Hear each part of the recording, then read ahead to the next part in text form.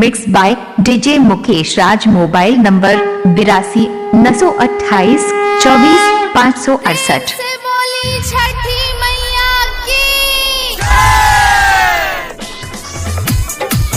अभी आप सुन रहे हैं दरभंगा से सुदर्शन म्यूजिक की प्रस्तुति। नाम क्या है आपका? डीजे उमेश, सुखीपुर बाजार। दौरा लाके गेलही के छौरी गाँव के पोखरिया पर।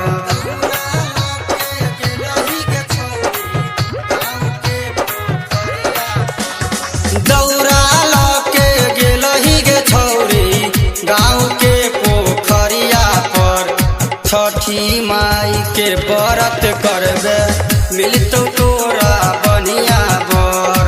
छठी माई के व्रत करे मिलतो तोरा बनिया बर।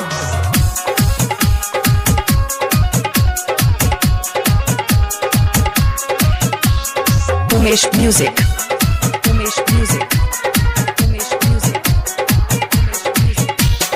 चुप नारियलवा ले बही के छौरी छठी माई ले बनिया फल।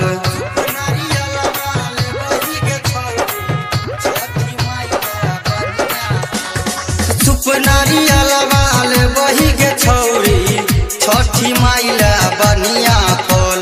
छठी माई के व्रत करले मिलतो तोरा बनिया बर। छठी माई के व्रत करे मिलतो तोरा बनिया बर। अभी आप सुन रहे हैं दरभंगा से सुदर्शन म्यूजिक की प्रस्तुति। डीजे उमेश, सुखीपुर बाजार। साल भर पर आबे गे छौरे छठी माई घाटे पर।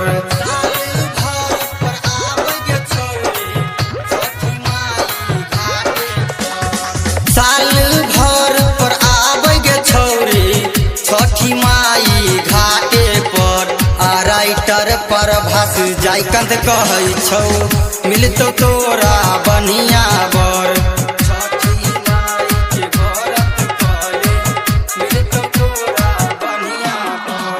दौरा लाके गेलही गे छौरी गाँव के पोखरिया पर।